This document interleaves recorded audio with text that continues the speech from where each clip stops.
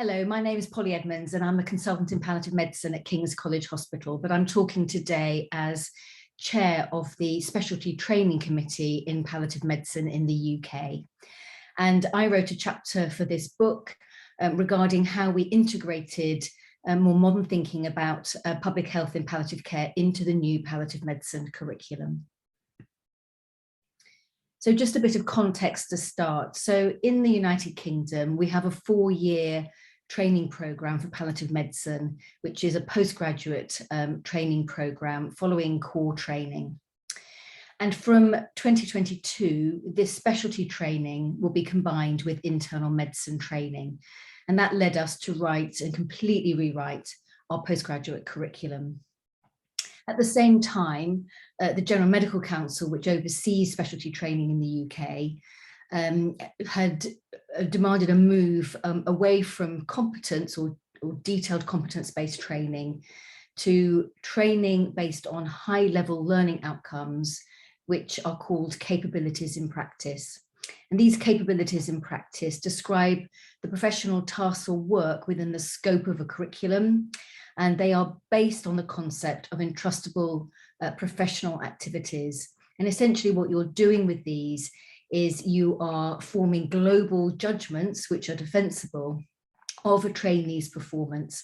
And by the end of their training, the trainees will need to demonstrate that they are performing independently in all of these areas of professional practice. So what we were trying to do within the new curriculum was think about how we could integrate some of the modern concepts of public health and palliative care within this new curriculum and within the concept of high-level learning outcomes. So in reviewing our existing curriculum, which was written in 2010, it was very clear that the concepts of public health within that curriculum were relatively narrow. And it was interesting because at the time that we were starting to develop the new curriculum, a paper came out that essentially critiqued the public health content of the existing palliative care curriculum. And that really described the public health content as being of a sort of narrow biomedical model, and that was really out of touch with contemporary themes in public health and health promotion. So following this and thinking about how we needed to address this within the new curriculum, we did contact experts in the field to try and get a better understanding as writers of the curriculum about what we needed to aim for and where we needed to go. And it got me thinking very much about my own lack of knowledge and confidence in this area, even though if you thinking broadly about the themes, actually a lot of them are congruent with day-to-day clinical practice in terms of being able to support hope and support people to have realistic outcomes and think about how their wider communities can help support them to live as long as possible and as well as possible. I also work in a practice that serves a very deprived population. So we're constantly looking at how we can utilize community services and resources to support vulnerable people. And all of these, I learned, actually are very in line with modern thinking around health promotion and community support in palliative and end-of-life care. So supported by the experts in the field who very kindly critiqued different versions of the curriculum, we were able to integrate more modern thinking within the palliative medicine capabilities and practice within the curriculum, predominantly by trying to introduce appropriate descriptors that underpin the capabilities in practice to support trainees and trainers in the areas in which they need to be developing knowledge and skill. So examples are shown on this slide. So examples of the descriptors that we built in were about using appropriate knowledge and skill, supporting patients dealing with distress, loss and grief, including bereavement, thinking about the impact of life-limiting illness on social participation and support networks, thinking not just about the negative aspects of caring for those close to patients with life-limiting illness, but also the positive aspects of caring.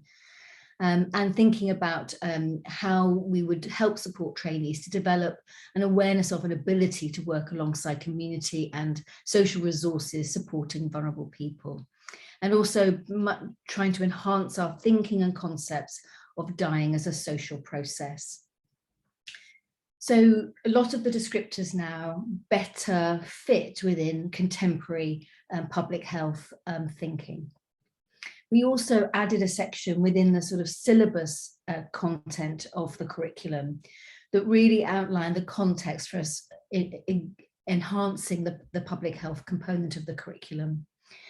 And for this, we were trying to think about the doctors that we're training as clinical leaders of the future, and that they therefore needed to develop a much broader understanding of community engagement, development and health promotion in end-of-life care.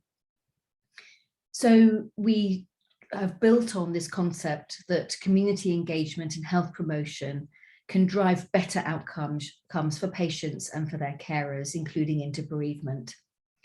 And so what we wanted our trainees to do is start being more aware of concepts such as community initiatives like compassionate communities, how they might work within integrated care networks to develop community resources and community support services, and how they may use better thinking around the public health aspects of palliative care to think about driving sustainability within clinical services, but also thinking about how we might address some of the inequalities in access to palliative care that we currently know exist. So this section on the context hopefully helps anchor the importance of public health in palliative care for trainees and trainers. But just as those of us that were writing the curriculum perhaps didn't feel very knowledgeable or confident in this area, we were also aware that many of our trainees and trainers wouldn't be. And so we're very grateful to experts in the field who have worked with us to develop a training program that will go alongside the curriculum and support its implementation.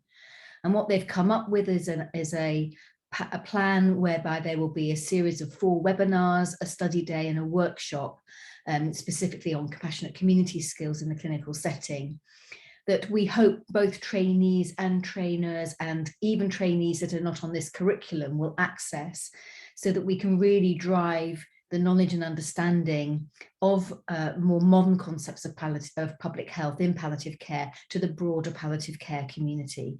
And so that will hopefully then have a much wider reach than just the potentially more narrow reach of this curriculum. Thank you.